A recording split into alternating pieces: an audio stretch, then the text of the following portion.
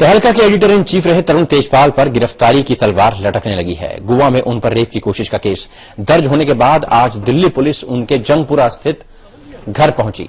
उधर गोवा पुलिस की एक टीम उनसे पूछताछ के लिए दिल्ली आ रही है। तेजपाल पर उन्हीं के साथ काम करने वाली महिला पत्रकार ने यौन शोषण का आरोप लगाया है। सेक्सुअल असॉल्ट के मामले में फंसे तरुण तेजपाल की मुश्किलें लगातार बढ़ती जा रही हैं। गोवा में मामला दर्ज होने के बाद अब तरुण तेजपाल के लिए एक टीम गोवा से निकल चुकी है। बताया जा रहा है कि ये तरुण तेजपाल का घर है, जहां पर 2 दिन से ही मीडिया का जमावड़ा लगा हुआ है। हालांकि अभी तक किसी ने भी तरुण तेजपाल से किसी की भी बात नहीं हुई है और तरुण तेजपाल ने भी किसी से कोई भी बात नहीं की है। और अभी थोड़ी ही देर पहले यहाँ पर 3 पुलिस वाले जो दिल्ली पुलिस के थे वो यहाँ पर आए थे और यहाँ पर उनका आने का मकसद तो स्पष्ट नहीं हुआ, लेकिन उनके बिहेवियर से जिस तरीके से वो घर के अंदर गए थे वो जरूर इस बात की पुष्टि करने की कोशिश कर रहे थे कि कहीं तरुण तेजपाल इस घर के अंदर मौजूद तो नहीं। और जैसी सूचना मिली है उसके अनुसार गोवा की पुलिस जो है क्राइम ब्रांच की टीम वो कल सुबह यहाँ पर पहुंच जाएगी और उसके बाद तरुण तेजपाल की गिरफ्तारी हो सकती है। इस पूरे मामले में अभी तक तरुण तेजपाल ने किसी भी मीडिया वाले से बात नहीं की है, लेकिन जिस तरीके से मामला दर्ज हुआ है गोवा में उसके बाद से जो तलवार लटक रही थी गिरफ्तारी की वो जरूर तेज हो गई है तरुण तेजपाल के ऊपर। तो देखना है कि गोवा की पुलिस जब यहाँ पर पहुंचती है तो क्या वो तरुण तेजपाल को गिरफ्तार कर पाएगी और इस मामले में आगे की कार्रवाई को आगे बढ़ा पाएगी। इस समय दिल्ली से कैमरामैन बोली सिन्हा के साथ पवन त्रिपाठी। एक तरफ तहलका और उसकी मैनेजिंग एडिटर शोमा चौधरी अपने पूर्व संपादक और तहलका के संस्थापक तरुण तेजपाल को बचाने की पूरी कोशिश में जुटी हैं, तो दूसरी तरफ गोवा सरकार ने तरुण तेजपाल पर शिकंजा कसना शुरू कर दिया है।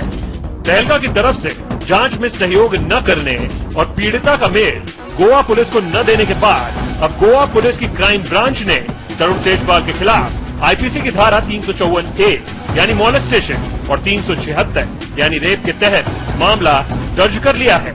यानी अब तरुण तेजपाल पर गिरफ्तारी की तलवार लटक गई है। FIR has been registered by crime branch of Goa police and basically there are 2 charges.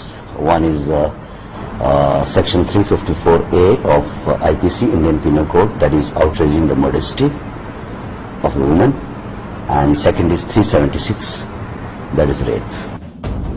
इस पूरे मामले में तरुण तेजपाल अब तक सामने नहीं आए हैं, लेकिन उन्होंने खत के जरिए अपनी सफाई जरूर दी है।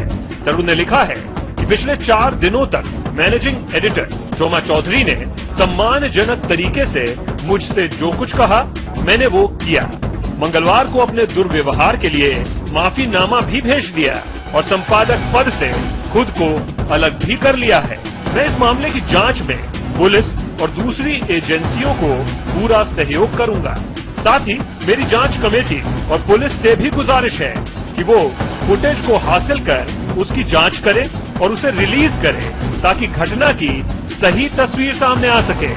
शोमा चौधरी का दावा है कि मामला संस्थान के भीतर का है और पीड़िता भी इसकी शिकायत नहीं करना चाहती है। वेडनेसडे 20 तक तरुण जी ने स्टेप डाउन किया और फिर 21 जब उन्होंने कहा कि इससे वो संतुष्ट नहीं है, उनको कमेटी चाहिए, मैं कल ये कमेटी स्टार्ट की हूँ और अब मुझे प्लीज इजाजत दीजिए कि मैं ये कमेटी को पूरी तरह से सेटअप कर पाऊँ। महिला आयोग ने भी तरुण तेजपाल की जल्द गिरफ्तारी की मांग की है और कानून के जानकार भी मानते हैं कि अब तरुण तेजपाल की देर सवेर गिरफ्तारी होनी ही है।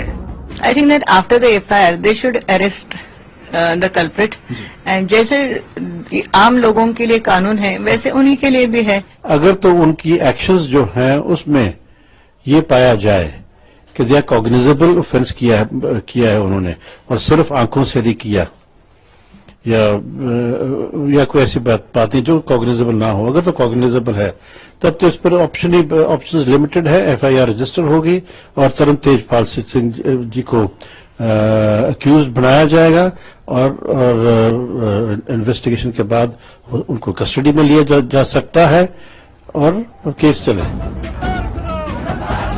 दूसरी तरफ मोदी के मुद्दे पर पहले से ही तहलका से खार खाई बीजेपी और उसके युवा संगठनों ने तहलका के खिलाफ मोर्चा खोल दिया है। बीजेपी चाहती है कि तरुण के खिलाफ जल्द से जल्द कार्रवाई हो।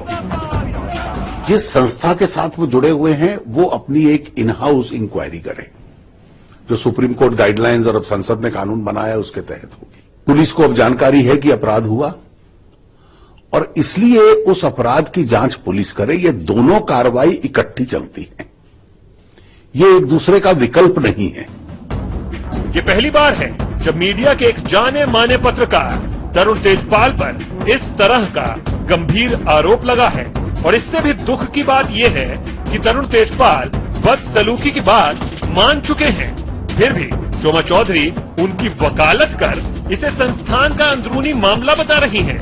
ऐसे में सवाल ये है कि क्या इस तरह की हरकत करने वालों और उनका बचाव करने वालों को पत्रकार कहना सही होगा, क्योंकि पत्रकार को हर हाल में सच का सामना करता है। समय के लिए ब्यूरो रिपोर्ट।